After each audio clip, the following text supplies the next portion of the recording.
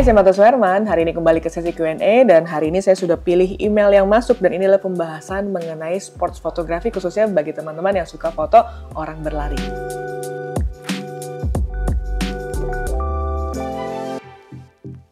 Makasih banyak buat teman-teman yang udah kirim email ke martasuherman@gmail.com. Hari ini saya sudah pilih satu buah email dan ini adalah email dari Subsmart Kamsar extrazx@gmail.com. Hai Kak Marta, perkenalkan nama saya Muhammad. Sebelumnya saya mau mengucapkan terima kasih karena ilmu-ilmu yang kakak sudah berikan selama ini melalui video-video kakak. Saya mau bertanya tentang fotografi terutama soal foto pelari. Beberapa tahun belakangan lari menjadi lifestyle bagi banyak orang dan itu juga menjadi lahan cuan bagi fotografer. Terima kasih Kak, semoga pertanyaan saya bisa dijawab. Oke, sebelum saya masuk ke pembahasan ini, saya ingin mengingatkan bagi teman-teman yang baru aja ketemu channelnya, jangan lupa di-subscribe sekarang karena setiap minggunya saya membahas tentang fotografi dan beragam industri kreatif. Dan juga buat teman-teman yang menanyakan apakah saya ada jasa fotografi dan juga videografi, bisa langsung kontak ke nomor di bawah ini, nanti akan dibantu oleh administratif saya. Dan juga buat teman-teman yang menanyakan apakah bisa memanggil saya untuk kebutuhan kampus, perusahaan, ataupun komunitas. Nah, foto lari ini memang bagian dari foto dokumentasi ya, bisa dibilang. Kalau teman-teman mungkin pernah nonton di video saya sebelumnya pembahasan mengenai sports fotografi ataupun foto-foto dokumentasi. Nah, olahraga ini sebenarnya bagian dari foto dokumentasi di mana seseorang melakukan kegiatan lalu kemudian kita meliputnya dan juga biasanya zaman sekarang jadi konten buat posting di sosial media gitu ya. Jadi larinya mungkin nggak banyak tapi yang penting postingannya. Dan itu penting banget karena belakangan aku juga sadar banget banyak teman-teman yang mulai mencari penghasilan melalui foto olahraga ini. Dan juga memang nggak cuma di lari aja ya, kita juga bisa ketemu orang-orang yang mungkin fotonya di lapangan golf, kemudian ada juga yang di paddle, zaman sekarang lagi trending juga gitu ya. Dan juga ya hampir semua event olahraga itu biasanya banyak fotografer yang di-hire di sana untuk melakukan dokumentasi. Jadi apa aja sih yang sebenarnya harus diperhatikan kalau kita ingin menjadi seorang fotografer yang ranahnya sports terutama untuk motretin orang lari ini ya. Kalau kemarin mungkin teman-teman sempat ngeliat juga aku ada satu pembahasan bareng Naren, di mana sana ada pembahasan sebenarnya bukan ke lari tapi juga ke skateboard. Tapi ada masanya di mana kakak Naren ini melakukan photoshoot untuk para pelari di zaman COVID gitu ya. Jadi di zaman itu banyak banget yang tiba-tiba orang-orang beralih profesi dari yang tadinya fotografer event atau apa berpindah menjadi seorang fotografer bagi orang-orang yang suka lari. Di sini memang peralatannya mirip-mirip ya sama orang-orang yang biasanya melakukan fotografi event gitu. Tapi mungkin berbedanya di sini kita mungkin akan perlu beberapa lensa dan juga kamera dengan spek-spek khusus. Kamera, kalau kita cerita tentang speknya sendiri, pasti otomatis kamera yang memiliki fasilitas bursting yang frame per second-nya tinggi, itu otomatis bisa memiliki keuntungan tersendiri. Kenapa begitu? Karena biasanya kamera dengan frame per second yang tinggi, otomatis kita nggak gampang untuk kehilangan momen gitu ya. Katakan misalnya bisa sampai mencapai 120 frame per second. Artinya dalam 1 detik itu ada 120 frame yang kamu buat. Otomatis itu semua gerakan itu terekam dengan sempurna. Atau nggak usah se-ekstrem itu, kita mungkin bicara tentang 7 frame atau 8 frame dalam 1 detik gitu ya. Nah itu pasti momennya bisa kerekam dengan sangat sempurna karena banyak sekali momen-momen misalkan teman-teman mungkin pernah fotonya momennya bagus banget, orangnya lagi larinya sempurna banget tapi dia kedip gitu. Nah itu kan akhirnya orang kayak ya kebagian yang kedip lagi padahal momennya posenya udah keren banget gitu. Nah di sini makanya menggunakan frame per second yang tinggi itu otomatis memperbanyak kemungkinan kita mendapatkan file yang bagus ya. Tapi memang resikonya kita harus memiliki memory card yang lebih tinggi supaya kita bisa mengumpulkan semua file-file itu yang jumlahnya lebih banyak dibandingkan single shot aja. Setelah itu ada beberapa hal juga yang harus diperhatikan, nggak cuma dari kameranya, otomatis kita juga harus memperhatikan dari lensanya. Jadi kita juga harus tahu lensa-lensa ini yang harus kita gunakan, misalkan kalau kita melihat orangnya berlari mungkin bukan yang jarak deket ya, otomatis kita harus menggunakan beberapa lensa-lensa tele, misalkan supaya kita nggak mengganggu si pelari tersebut. Kita harus menggunakan lensa yang jauh lebih panjang dengan lensa tele yang focal length-nya lebih panjang, sehingga orang itu mungkin lebih nyaman ketika dia lari. Walaupun zaman sekarang banyak banget orang-orang yang lari itu ketika tahu di mana sisi yang ada fotografernya, mereka pasti akan melakukan pose-pose terbaiknya juga gitu ya. Tapi kalau kita bicara yang memang benar-benar olahraga, katakan teman-teman memang meliput untuk PON misalnya, itu kan biasanya mereka udah nggak siap untuk pose lagi, tapi memang benar-benar mereka melakukan gerakan terbaiknya dia gitu. Nah di sini otomatis focal length itu sangat membantu untuk memberikan kenyamanan supaya si model atau atlet tersebut tidak terganggu oleh kehadiran kita gitu ya. Karena kan pertama kalau dia lagi lari terus kita di depan dia, terus kemudian kita juga misalkan fotonya berisik gitu ya, itu juga kan biasa mengganggu fokus seseorang.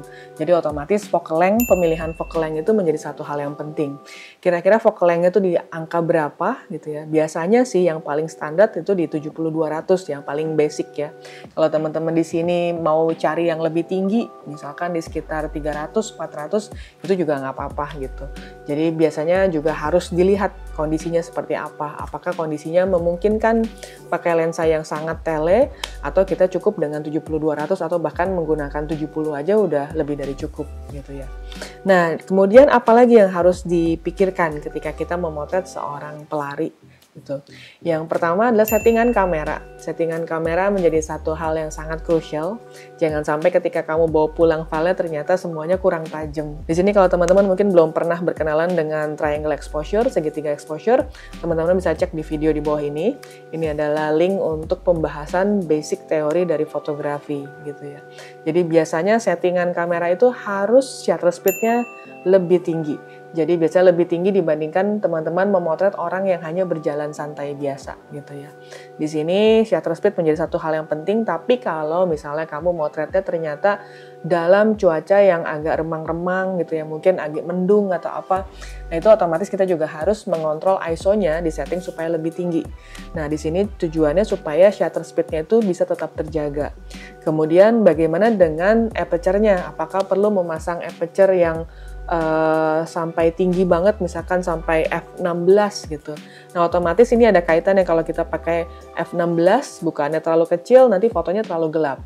Fotonya terlalu gelap, kita juga nggak bisa ngejar shutter speed-nya. Nah di sini teman-teman harus memastikan kira-kira settingan mana yang paling bermanfaat bagi teman-teman yang ingin melakukan dokumentasi.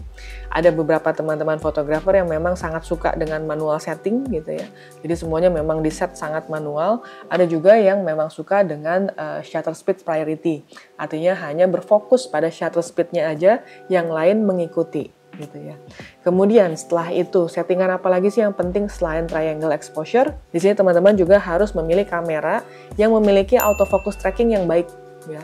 Jadi kalau misalkan teman-teman foto ingin memotret seseorang gitu ya, kemudian ternyata fokusnya meleset, jatuhnya ke bagian belakang, ke pohon-pohon, orangnya kan nggak kelihatan gitu akhirnya mukanya. Dan juga biasanya kalau orangnya berjalan itu dari kiri ke kanan kita, itu mungkin lebih gampang ya, karena kita ngikutin fokusnya mungkin di situ aja. Yang susah itu adalah ketika orangnya itu berjalan mendekati kita. Jadi kalau kita dari depan kemudian dia jalan ke kita, nah itu biasanya harus memilih kamera yang autofokusnya baik sehingga dia bisa nempel terus fokusnya di bagian matanya gitu ya. Dan itu kamera-kamera zaman sekarang, kamera-kamera mirrorless udah sangat banyak fasilitas seperti itu. Jadi harus diperhatikan juga kalau teman-teman memotret yang fast moving object, pastikan autofokusnya dipasang dengan baik, disetting dengan baik, sehingga hasil foto kamu ketika pulang, hasilnya juga bisa fokus semuanya. Dan kemudian setelah itu apalagi sih yang harus diperhatikan? Otomatis beberapa poin itu adalah mengenai angle. Angle itu memang menjadi satu poin yang penting ya, karena biasanya kalau kita salah angle bisa aja orangnya kelihatan bantet gitu ya, atau orangnya kelihatan kita ngambilnya terlalu rendah, akhirnya mukanya nggak kelihatan. Jadi kita memang harus exploring kira-kira angle-angle mana sih yang kira-kira cocok buat mereka gitu ya. Orangnya kelihatan gagahnya, kemudian juga nggak kelihatan bantet atau nggak kelihatan terlalu ke bawah gitu lensanya. Nah di sini otomatis kita butuh banyak banget referensi. Jadi teman-teman harus exploring juga kira-kira fotografer siapa aja sih yang suka foto orang lari dari lokal Indonesia ataupun secara internasional. Otomatis dengan kita sering mengkonsumsi referensi-referensi tersebut, otomatis kita menjadi lebih terbuka gitu ya, dan visual-visual itu otomatis sudah nyantol di kepala gitu ya, sehingga otomatis akan keluar pada saat kita melakukan photoshoot tersebut. Dan juga di sini kita juga harus memperhatikan lokasi yang biasanya nih, kalau aku dengar dari teman-teman yang biasa foto pagi-pagi orang lari, mereka tuh udah nongkrong di pengkolan tertentu gitu ya, atau di sudut tertentu untuk mendapatkan best angle-nya, karena kayak mereka rasa di sudut ini background-nya paling pas, kelihatan megah, ada gedungnya tertentu atau ada jembatan tertentu, lalu kemudian semua detailnya itu bisa ke-capture dengan baik. Nah itu biasanya memang butuh waktu untuk kita mengeksplor, atau paling gampangnya sebenarnya meniru gitu ya. Kalau orang-orang ada di mana, kita tiru dulu aja, oh mereka ada di sini karena mereka ambil sesuatu gitu. Lalu kemudian kita bisa exploring lagi supaya angle-nya nggak sama fotografer lain, kita cari sudut-sudut yang lain gitu ya. Nah di sini otomatis banyak poin yang diperhatikan, jadi kayak kita set dulu frame-nya, jadi background-nya seperti apa, foreground-nya mau seperti apa, lalu kemudian tinggal ditunggu pelarinya, kayak istilahnya kayak kita mancing gitu ya, nunggu ikannya lewat gitu, jadi nunggu modelnya lewat.